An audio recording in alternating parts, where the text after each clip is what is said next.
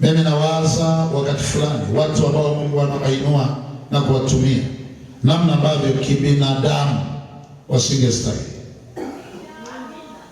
Watu ambao Mungu anawaweka juu kabisa. Yaani anawainua, anawaweka pale juu, kama ungeangalia kibinadamu wasingestahili. Ni neema yake Mungu ambayo inawainua pale juu. Halo. Na ikawe hivyo na kwako kwa jina la Yesu. Nasema iwe hivyo kwa mtu mmoja kwenye madhabahu hii kwa jina la Yesu. Mungu akafanya jambo ambalo sio tu watu wanashangaa, hata wewe ukikadiria sifa zako, ukikadiria namna ulivyokaa, alafu mahali Mungu amekuweka, kuna watu kiwaangalia ni kama wana sifa kuliko wewe. Wenda hata CV yao ni nzuri kuliko ya kwako. Lakini kuna mahali Mungu ameamua kuweke pale ili hata wewe ujue ya kwamba si kwa uwezo wala si kwa nguvu, ni kwa Roho wake. Huyu Mungu anakuweka mahali pale awashangaze wengi. Amekuchagua tu, alipokuchagua usifikiri nguvu zako. Wako watu kibinadamu walikuwa na sifa kuliko wewe. Wako watu ni kama CV yao ilikaa vizuri, lakini huyu Mungu akakuchagua, akaweka neema yake juu yako. Ile biashara ambayo wengine wanashindwa, wewe inaenda. Ile biashara ambayo kwa wengine inakufa, wewe inaenda. Ile kazi ambayo wengine hawawezi kupewa, unashangaa na wewe umepewa. Ni kama kuna mtu mmoja tu amekuja akakushika mikono, akakubeba juu, akakwambia kaa hapa. Bwana Yesu nasifiwe. Alafu unabaki unashangaa mambo yanaendaje. Ni mkono wa Jehova, ni mkono wake, ni nguvu zake, ni upako wake. Na ndio maana hutakiwi kujisahau hata kidogo. Hautakiwi kusahau uwezo wake, hautakiwi kusahau neno lake, hautakiwi kusahau neema yake. Usijipe nafasi ambayo sio ya kwako. Wakati fulani ukiingia kuomba, mwambie Bwana, hii nafasi nikifikiria kwa kweli sio ya kwangu, kwa sababu kuna watu ambao walistahili. Hii nafasi ni ya kwako Yesu, na kwa sababu hii utukuzwe wewe, uheshimiwe wewe. Mpe heshima Yesu kutoka moyoni mwako.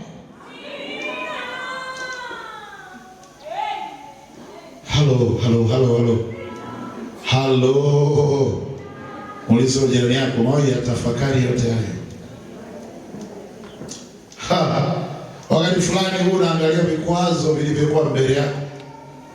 Wakati unajaribu kusoma ilikuwa ni kufeli tu. Wakati fulani angalia vikwazo ambavyo vilikuwa mbele yako kuhusu maisha. Hata ujiulize umefikaje. Hata ujiulize hapo ulipo. Umewahi yote hata ndoto kwamba ungefika hapo? Umewahi yote hata ndoto? Na kwa magonjwa uliofikia, ulioyapitia, na mitego ya mashetani, ukweli ni kwamba ilikuwa labda wewe umekufa miaka 5 iliyopita, lakini leo uko hapa, umenenepa na kunawiri. Halo.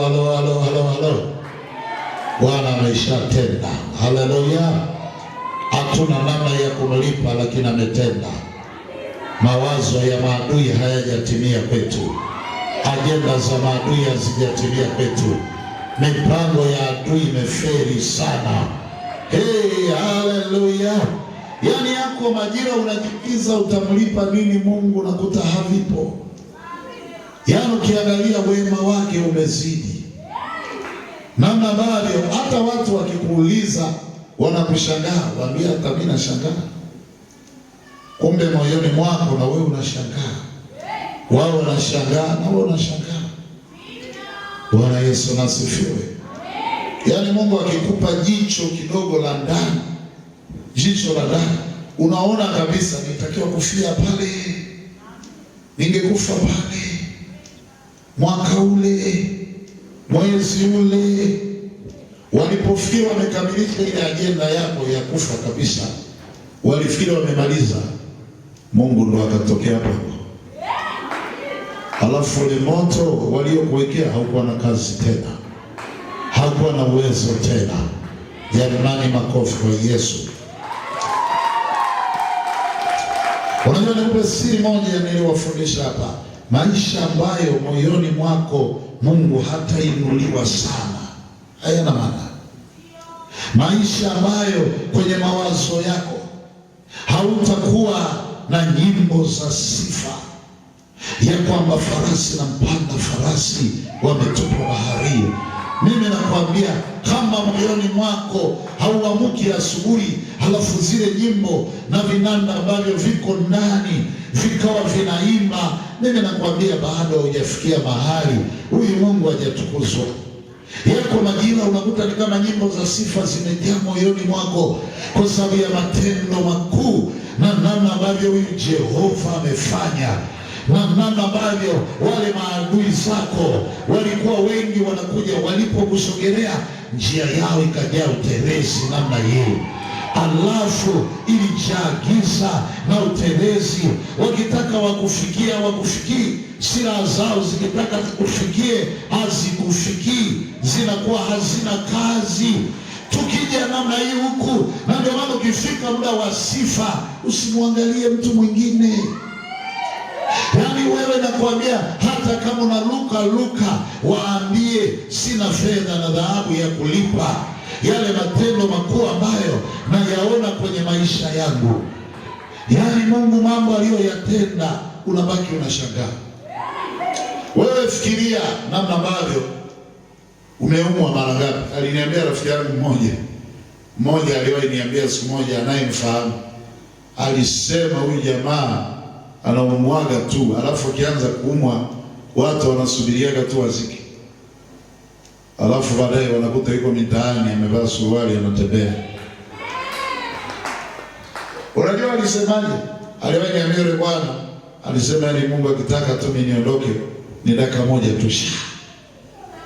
Anasema kwa sababu kila mara nilipofikiri na kufa nikawa hai, kila mara watu wote walipojua kwamba nazikwa nikawa hai. Utamtendea nini Bwana Yesu? Utamrudishia nini Bwana Yesu? Utamlipa nini Bwana Yesu? Utampa nini Bwana Yesu? Haleluya, haleluya, haleluya. Na Mungu anaenda kujitukuza zaidi. Huyo Mungu, narudia, anaenda kujitukuza zaidi. Watoto wa hii madhabahu, sikia, yaani ukiwa ofisini, nguvu za Mungu zitakuwa zinaonekana zikikufungulia milango, hata wewe unashangaa. Zikipiga maadui, hata wewe unashangaa. Zikikuinua, hata wewe unashangaa. Acha nguvu za Mungu zikaonekane hadharani, alafu watu wote washangae, mpaka waseme ya kwamba Mungu anampigania, Mungu yuko upande wake, wabaki washangae. Na mimi nakuambia leo kama mjumbe wa Mungu kwenye madhabahu hii, Mungu ataonekana, nguvu zake zitaonekana, watu watabaki wanashangaa kila upande. Yaani wanashangaa, na wewe unashangaa, watu wanashangaa, ndugu wanashangaa, marafiki wanashangaa. Nakwambia ibada ya asubuhi ya leo, nguvu za Mungu zitakuwa zinaonekana, na wewe unashangaa, zikikufungulia milango na maajabu yakifanyika.